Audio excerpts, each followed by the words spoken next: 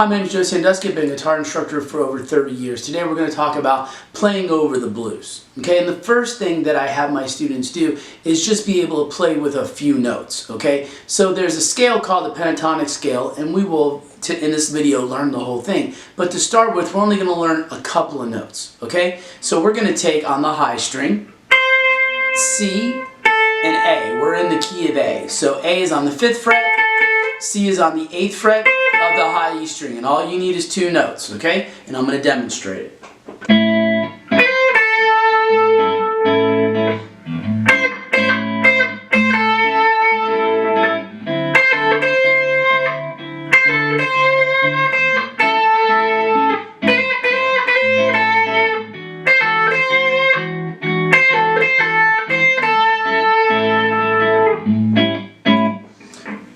So if you noticed, I just used 2 notes and the whole thing sounded fine.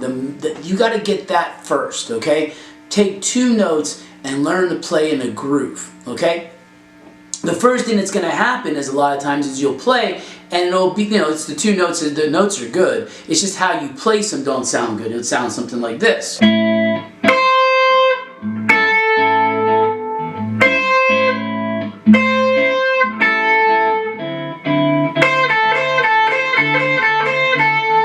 And all that doesn't sound good. It's not in the groove. There's nothing wrong with the notes because I just played it with those 2 notes in the groove and it sounded fine, right? So you want to take your idea, whatever it is, and then be able to make it happen in the groove. So if you play it the first time, I'm going to stay with that, but I got to figure out where to put it.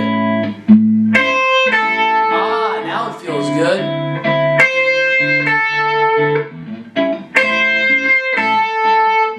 Take the fast one I did, right now put that in the groove.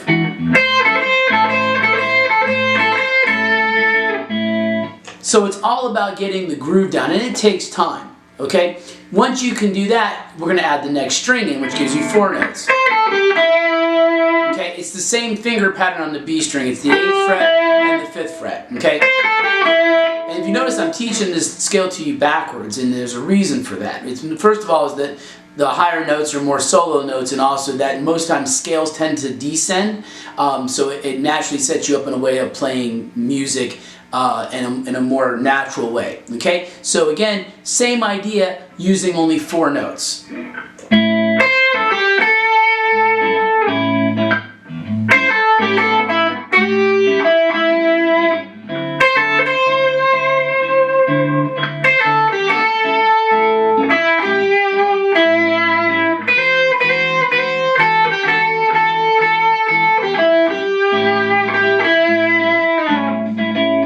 Just like before, if it's not in the groove, when you play your line, play it again and find the groove for it. Also notice that right off the bat, I didn't use all 4 notes. Human nature is going to want to go, and I just used 3. So I'll start with that little line not in the groove. There's nothing wrong with that line. You just got to groove it up. Is there another way to groove it up? Yeah, there is.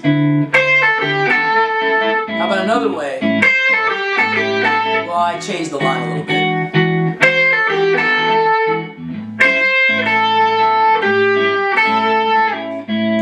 There's a bunch of ways of just taking those 3 notes, and if you spend the time with just 2 notes and then 3 or 4 notes and really work on your groove, as you add more notes, it's going to get a lot easier, okay? So now let's learn the whole scale now, okay? So we got the top 2 strings. It's 8, 5, 8, 5. The next 3 strings are going to be 7, 5, 7th fret, 5th fret, or fingers 3 and 1. And I do use my pinky for those high notes, and I recommend you do too. Use your pinky, strengthen it up. So it's pinky 1, 3, 1, 3, 1, 3, 1.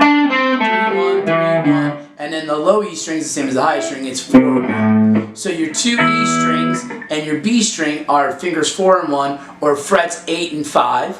And then your the other 3 strings, the G, D, and A strings are 5 and 3, okay, or frets 7 and 5. Okay, so the whole thing sounds like this. You should also practice it ascending. right? But I would start with just descending again because that's what solos sound like. And now you've got the whole scale to work with.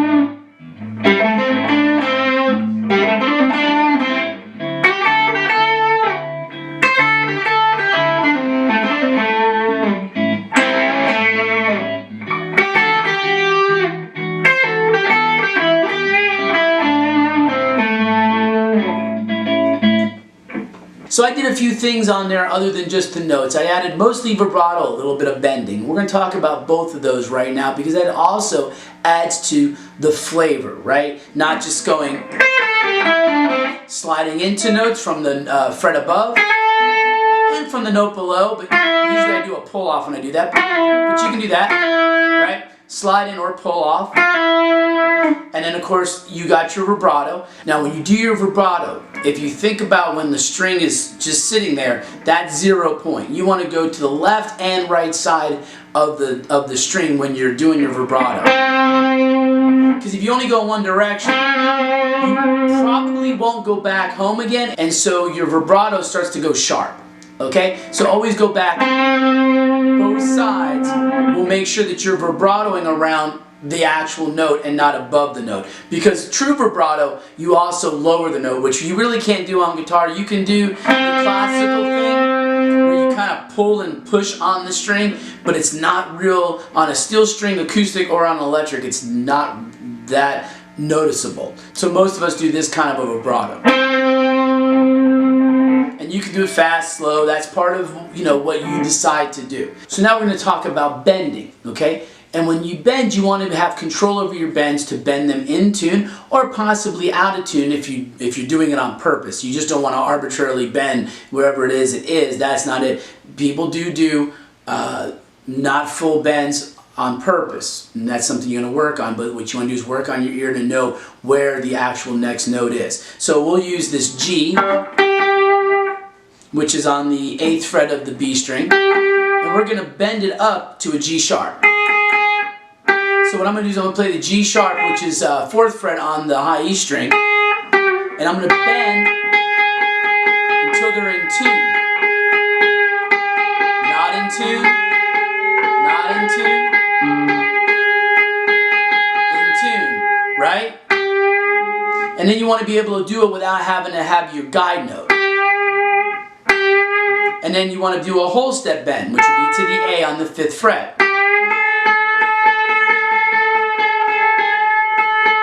In tune, not in tune, not in tune. And then, again, being able to do it without the guide.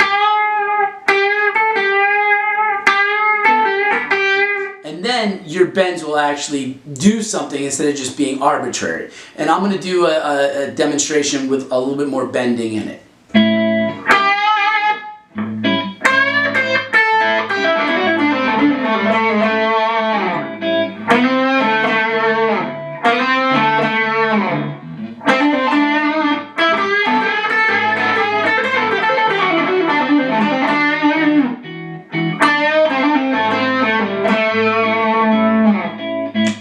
So that utilized slides, bends, vibrato, most of the scale. I actually didn't even play the whole scale or the entire position, right? But so I pretty much did on, I think, the top 4 strings. That's really all you need. The next thing you want to do is start to add in the chord tones that are not in the scale pattern. So in that scale pattern, right, if you're playing over an A, there's a C sharp in the A that is not in the scale. When you're over the D chord, there's an F sharp that's not in the scale. And when you're over the E chord, there's a G sharp and a B that is not in the scale. And you want to also utilize those notes. What I like to do is just take a 3-note arpeggio within that position and then know where those are as a starting point. Later on you learn the triad or the 7th chord throughout the entire position, but for right now, keep it simple, right? Baby steps of success. So for the A, the C sharp is on the 6th fret of the G string, the E is on the 5th fret, which is also in the scale, and the A is on the 5th fret of the high E string, which is also in the scale. So you have this. Okay? Then on the D, for the D chord, You've got a D on the 7th fret of the G string, F sharp on the 7th fret of the B string, that's the note that's not in the scale, and then A, which is on the 5th fret of the high E string. And so you don't have to memorize a lot more. I'm going to just shift that D pattern up 2 frets for the E pattern. So E on the 9th, G sharp on the 9th, 7 on the B. Now if you want to stay in position, then you could do this one. B on the 4th fret of the G string, E on the 5th fret of the B string, and then G sharp on the 4th fret of the E string. Either one works. Whatever works better for you for doing this is what you want to do. Now just improvise with just those chords. Let me just say this though, don't do this.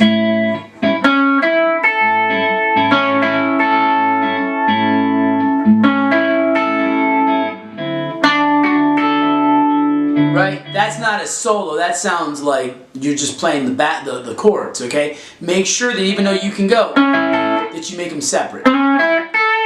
Okay?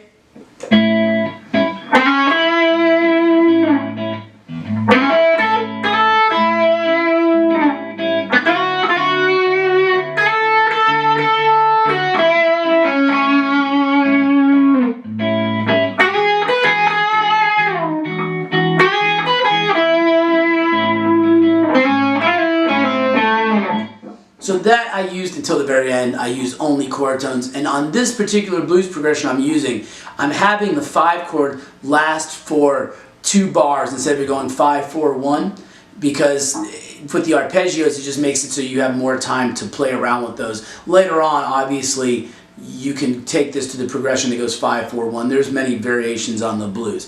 So once you get good at that, and when I mean good at that, I mean you can play a line using only chord tones, and you're using, slides, vibrato, and all that stuff too, the groove, to make it sound musical. Then you blend them together and you get something that sounds like this.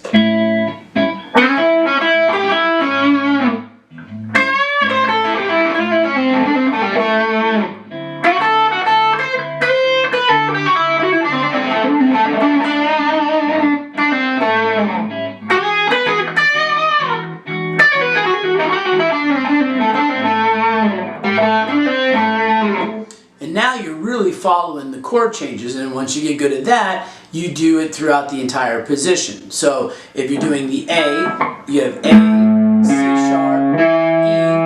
You can add the G into, which is the 7th. Let me turn the distortion off. So if you wanted, so then the next step would be to add the entire chord, learn the entire chord within that position. As a triad, meaning in the case of A, C sharp, E, or as a dominant chord, A, C sharp, E, and then also G. Okay, so A on the 5th fret, C sharp on the 4th fret of the next string, E on the 7th fret. If you're putting the G in, that's on the 5th fret, and it's also in the scale of the D string. A on the 7th, and then the C sharp is on the 6th. This is from before. The E on the 5th fret. You can either play the G here or the G here. So 3rd fret on the high E string, 8th fret on the B string, and then A. So the whole thing is. And then for the D, A on the 5th fret of the low E string. Now we're on the A string. C on the 3rd fret, D on the 5th fret. On the 4th string or the D string, F sharp on the 4th fret, A on the 7th fret. On the G string, C on the 5th fret, D on the 7th. On the B string, you got F sharp on the 7th, and then A on the 5th fret of the high E string. So the whole thing is. And then for the E, and actually if you're going to do this, I would stay in this position and use this one. Okay? But you could just take the D shape I just showed you, moved up 2 frets, or this one, which would be B on the 7th fret of the low E string. Now we're on the A string. You got the D, the 7th, on the 5th fret of the A string, and then E on the 7th fret, it's also in the scale. G sharp on the 6th fret of the D string, B B on the 4th fret of the G string or the 3rd string. D is also on the 3rd string on the 7th fret. E on the 5th fret of the B string. G sharp on the 4th fret of the high E string. And then B on the 7th fret of the high E string. And the whole thing is this.